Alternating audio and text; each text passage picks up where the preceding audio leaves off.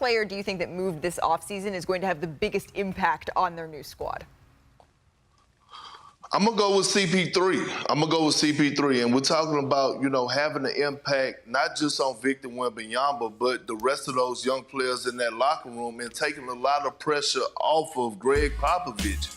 And look, I said that the Spurs are going to be in the play-in tournament, and I believe that, right? Just imagine what Victor Wembanyama is going to learn from Chris Paul, arguably one of the greatest point guards to ever touch the damn basketball floor. So I'm looking at CP3, not only what he could bring on the court, but what he's going to bring off the court, and how much of a benefit he's going to be to Greg Popovich. Look, I'm right there with you, Perk. The Spurs went from 0 to 100 real quick because last year, if you remember, they were experimenting at the point guard position, having different players run point, and I think, Victor was not happy with that because then you saw some of the games where, they weren't passing the ball necessarily in the right places, and that is frustrating, especially if your goal is to win. We all know it's going to be a process for the Spurs to win, but by bringing in Chris Paul, I think you set the tone. If you know Chris, he has a no-nonsense approach to basketball. Every possession matters, and also with the lobs, it's going to be fun to see what he does with Victor Wembanyama. I'm going to go with Clay. Still odd seeing in that graphic with him in a Dallas uniform. But I understand for him going to the Lakers, I think is actually even more pressure than playing for the Warriors. Going home, playing for his dad's team. J.J. Redick's a new young coach playing with LeBron. He's going to Dallas, and it's just going to be about basketball there. He's going to get the easiest threes that he got since he played with KD and Steph. He's going to sit in that corner, and the guys from the Mavs that weren't knocking them three down, he's going to get it. And the spotlight's not on him. There's two other stars. Clay don't want to talk to us. Well, he's also just he wants to talk to me about Oakland Grill, eating omelets at Oakland Grill. He don't want to talk to me about. Isn't it Lake Travis in Texas? We got to get him some water. Yeah, exactly. Yeah, good luck with that. He's not going to be riding the boat to the arena. But it'll be about basketball, so I think he'll be great there, like Ray Allen going to Miami. I wanted to say DeJounte Murray to the Pelicans, but because we don't yet know what's happening with BI there, right? I'm still wanting to see that sort of incomplete summer be sort of complete. I love the Pelicans move. No one said Paul George to the 76ers. That's too easy. Too obvious. But I think it's going to make a pretty dang impact on the 76ers. Perk, final thought on this before we move on. Oh, no, I was just commenting on my brother Marc Spears about the Ray Allen going to Miami. You know what I'm saying? My bad. Too early. It's too early. All right. Let's just run through a little of the best of the rest. It's a little chop it or drop it here. We're going to start by sticking with L.A. The Lakers, they're hiring Nate McMillan and Scott Brooks as top assistants alongside J.J. Redick on his new staff. That's according to Woj. And it gives the rookie head coach two longtime veterans on his team who have a combined 31 seasons of head coaching experience between them. But did you know, Marc, that these two, they have a little bit of history? We had to go through the archives here. McMillan and Brooks, actually, they threw some hands back in '93 in the playoffs. So chop it or drop it. These two have officially squashed their beef, but in all reality, what do they bring to the staff? Well, definitely chop it. And, Scotty don't look tough, but he from, Central California. He from farm country, so don't sleep on Scotty Brooks. I love this move for J.J. Redick. I mean, you got two veteran head coaches on your bench, don't know everything. And one thing I know about Nate and Scotty, as you see right here, they're tough-minded, and they won't be scared to say anything to anybody. So to have two veteran former head coaches who are both capable of being head coaches in the league by your side, there's nothing that JJ will miss, whether it's practice, games, preparation.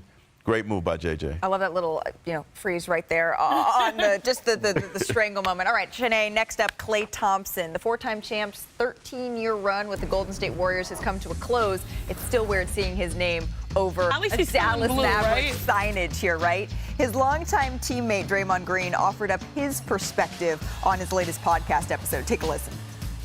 I do know the joy that basketball brings him, and it brought sadness, it brought unhappiness last year for him. And again, if you ever care about someone's well-being, go through the struggle with somebody and you only care, your number one goal for that person is to see them happy and enjoying what they do because you care about their well-being, then a part of me wanted Klay to leave. And not wanting him to leave in the sense of want him to leave, but want him to leave because you only want to see him be the guy that you know he is.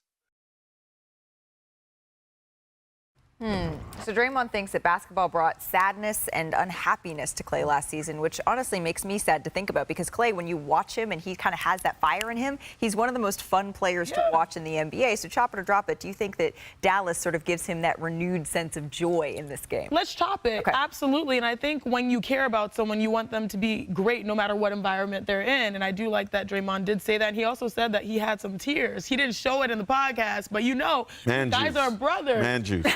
Man juice. Is that what we're calling tears? That's hilarious.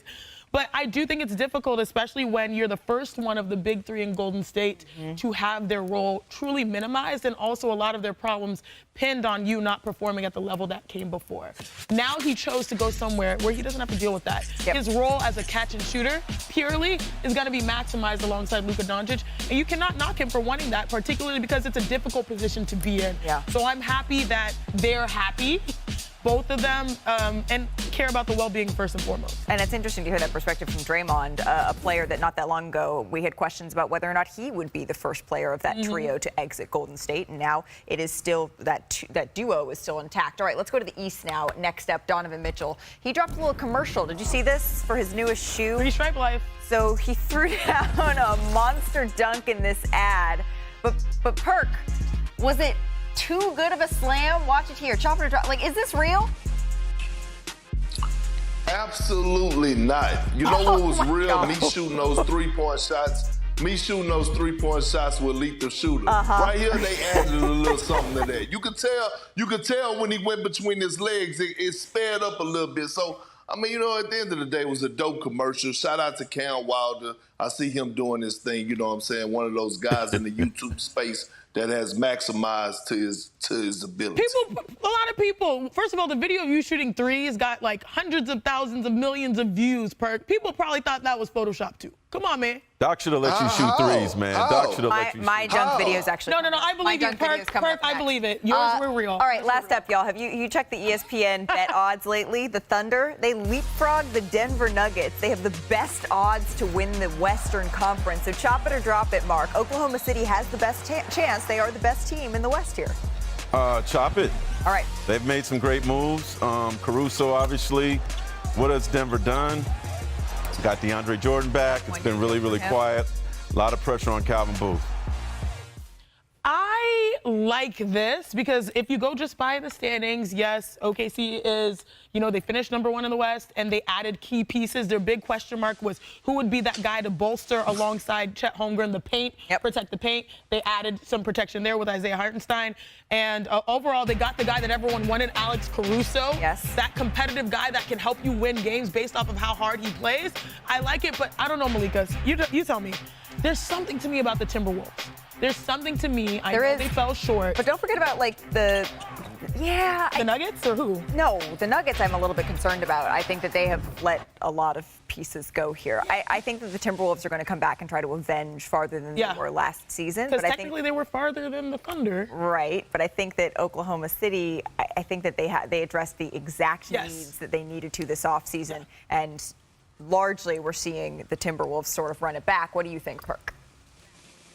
Oh, they're the best team in the West. Sam Presti did his thing, not thing, this offseason. Getting Alex Caruso, getting Isaiah Hartenstein, but then being able to sign Isaiah Joe, who's a huge part of what they're building over there. One of the best shooters in the game, especially when he gets hot. So when you look at the core, yes, they still have their big three, and they still have Lou Dort, who's a professional pest. But when it comes down to one guy who I'm looking at, I'm looking at Jalen Williams. I'm looking at him to take a leap. I think he's going to be an all-star this year. I think he's going to be a 25-point guy a night. That's how big of a leap he's going to take. They're clearly the best team in the NBA. Shout out to Sam Presti for doing his job. In the West, and I'm just giving flowers to Sam Presti.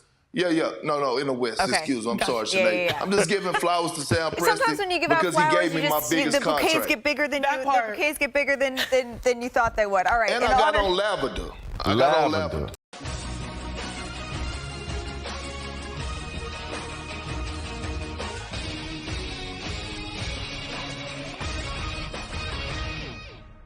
Jenkins, my pistol's out now. Make sure y'all go run that up. You heard it live from your boy Bobby Shmurda. Chase gang.